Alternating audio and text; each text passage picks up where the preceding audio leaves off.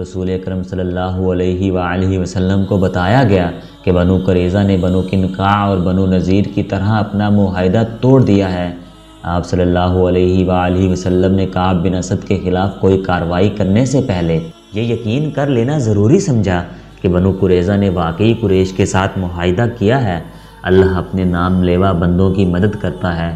اس کے فوراً بعد ایک ایسا واقعہ ہو گیا کہ جس سے تصدیق ہو گئی کہ بنو قریظہ اور قریش کے درمیان بڑا خطرناک معاہدہ ہوا ہے۔ واقعہ یوں ہوا کہ عورتوں اور بچوں کو شہر کے ان مکانوں اور چھوٹے چھوٹے قلعوں میں منتقل کر دیا گیا تھا جو خندق سے دور تھے۔ ایک ایسے ہی قلعے میں رسول اکرم صلی اللہ علیہ وآلہ وسلم کی پھوپھی صفیہ رضی اللہ عنہ چند ایک عورتوں اور بہت سے بچوں کے ساتھ مقیم تھیں۔ ایک روز صفیہ رضی اللہ عنہ قلعے کی فصیل پر گھوم پھر رہی تھیں کہ انہوں نے نیچے دیکھا ایک آدمی دیوار کے ساتھ ساتھ مشکوک سی چال چلتا جا رہا تھا۔ وہ کہیں رکتا، دیوار کو دیکھتا اور آگے چل پڑتا۔ صفیہ رضی اللہ عنہ اسے چھپ کر دیکھنے لگیں۔ صاف پتہ چلتا تھا کہ یہ آدمی قلعے کے اندر آنے کا کوئی راستہ یا ذریعہ دیکھ رہا ہے۔ صفیہ رضی اللہ عنہ کو اس وجہ سے بھی اس آدمی پر شک ہوا کہ شہر کے تمام آدمی خندق کے قریب مورچہ بند تھے یا جنگ کے کسی اور کام میں مصروف تھے۔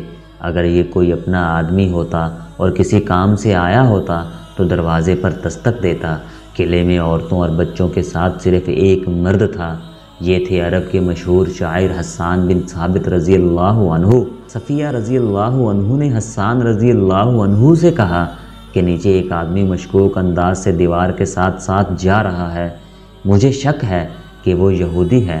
صفیہ نے حسان رضی اللہ عنہ سے کہا، تم جانتے ہو حسان، بنو قریظہ نے دوستی کا معاہدہ توڑ دیا ہے۔ یہ شخص مجھے یہودیوں کا مخبر معلوم ہوتا ہے۔ بنو قریظہ ہم پر عقب سے حملہ کریں گے تاکہ ہمارے مردوں کی توجہ خندق کی طرف سے ہٹ جائے اور وہ پیچھے آ جائیں۔ یہودیوں کے پاس ہمارے مردوں کو مورچوں سے نکال کر پیچھے لانے کا یہ طریقہ کارآمد ہوگا۔ وہ ان قلعوں پر حملہ شروع کر دیں جن میں عورتوں اور بچے ہیں۔ نیچے جاؤ حسان، اللہ تمہارا نگہبان ہو۔ اس شخص کو للکارو، اگر وہ واقعی یہودی ہو تو اسے قتل کر دو۔ خیال رکھنا کہ اس کے ہاتھ میں برچھی ہے اور اس کے چوگے کے اندر تلوار بھی ہوگی۔ اے عظیم خاتون، حسان رضی اللہ عنہ نے کہا کہ آپ نہیں جانتی کہ میں بیمار ہوں۔ اگر مجھ میں ذرا سی بھی طاقت ہوتی تو اس وقت میں میدان جنگ میں ہوتا۔ مورخ ابن حشام نے لکھا ہے کہ عرب کے عظیم شاعر کا یہ جواب سن کر رسول اکرم صلی اللہ علیہ وآلہ وسلم کی پھوپھی صفیہ رضی اللہ عنہ خود اس مشکوک آدمی کو پکڑنے یا مارنے کے لیے چل پڑیں، لیکن یہ نہ دیکھا کہ ایک مسلح مرد کے مقابلے میں جاتے ہوئے ان کے ہاتھ میں کون سا ہتھیار ہے۔ وہ جلدی میں جو ہتھیار لے کر گئیں وہ برچھی نہیں تھی، تلوار بھی نہیں تھی، وہ ایک ڈنڈا تھا۔ صفیہ رضی اللہ عنہ دوڑتی ہوئی باہر نکلیں اور اس مشکوک آدمی کے پیچھے جا رکیں جو دیوار کے ساتھ کھڑا اوپر دیکھ رہا تھا۔ کون ہے تو؟ صفیہ رضی اللہ عنہ نے اسے للکارا۔ مشکوک آدمی نے بتک کر پیچھے دیکھا۔ اگر وہ کسی غلط نیت سے نہ آیا ہوتا تو اس کا انداز کچھ اور ہوتا، مگر اس نے برچھی تان لی۔ صفیہ رضی اللہ عنہ نے اس کا چہرہ دیکھا تو کوئی شک نہ رہا، وہ یہودی تھا، وہ بنو قریظہ کا ہی ہو سکتا تھا۔ اسے یقین تھا کہ ایک عورت، وہ بھی ایک ڈنڈے سے مسلح، اس کا کچھ نہیں بگاڑ سکے گی۔ تجھ پر خدا کی لعنت، صفیہ رضی اللہ عنہ نے للکار کر کہا، کیا تو بنو قریظہ کا مخبر نہیں ہے؟ محمد صلی اللہ علیہ وآلہ وسلم کی پھوپھی یہاں سے چلی جا۔ یہودی نے کہا، کیا تو میرے ہاتھوں مرنے آئی ہے؟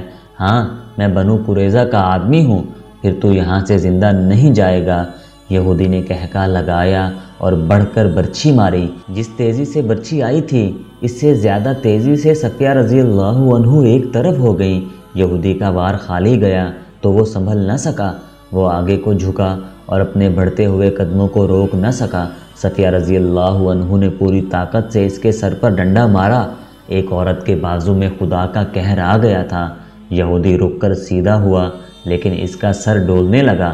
صفیہ رضی اللہ عنہ نے اسے سنبھلنے کا موقع نہ دیا اور اس کے سر پر پہلے سے زیادہ زور سے ڈنڈا مارا۔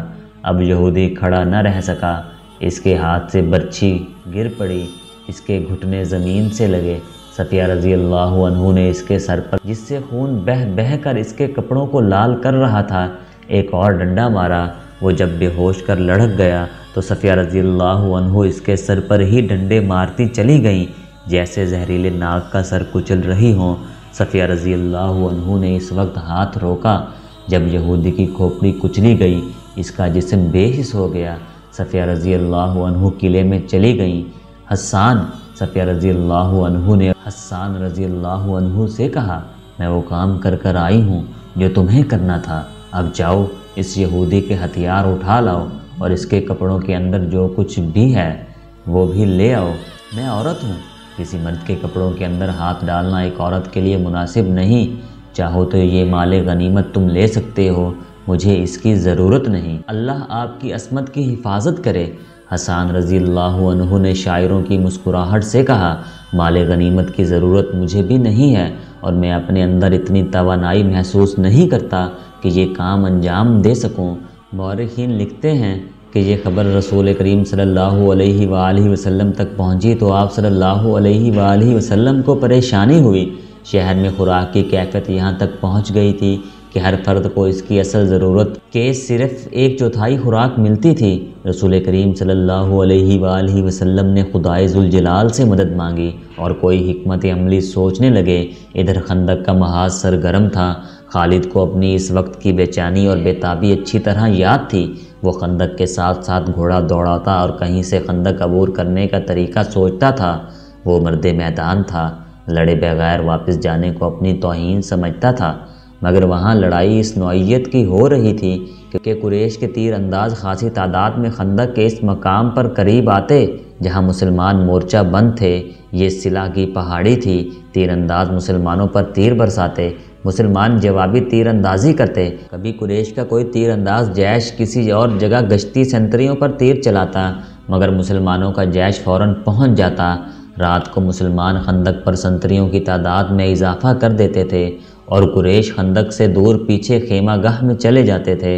رسول کریم صلی اللہ علیہ وآلہ وسلم کو جہاں مدینے میں خوراک کی قلت کا جو قحط کی صورت اختیار کرتی جا رہی تھی احساس تھا، وہاں آپ صلی اللہ علیہ وآلہ وسلم کو یہ بھی معلوم تھا کہ قریش کا لشکر بھی نیم فاقہ کشی پر آ گیا ہے۔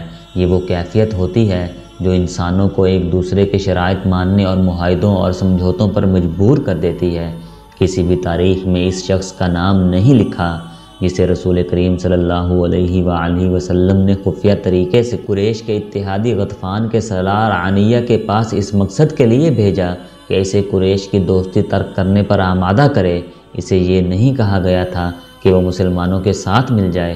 رسول کریم صلی اللہ علیہ وآلہ وسلم کا مقصد صرف یہ تھا کہ غطفان اور عنیہ رضامند ہو جائیں اور اپنے قبیلے کو واپس لے جائیں، تو قریش کا لشکر 2000 نفری کی فوج سے محروم ہو جائے گا۔ یہ توقع بھی کی جا سکتی تھی کہ دوسرے قبائل بھی غطفان کی تقلید میں قریش کے لشکر سے نکل جائیں گے۔ کیا محمد صلی اللہ علیہ وآلہ وسلم ہمیں زبانی معاہدے کی دعوت دے رہا ہے؟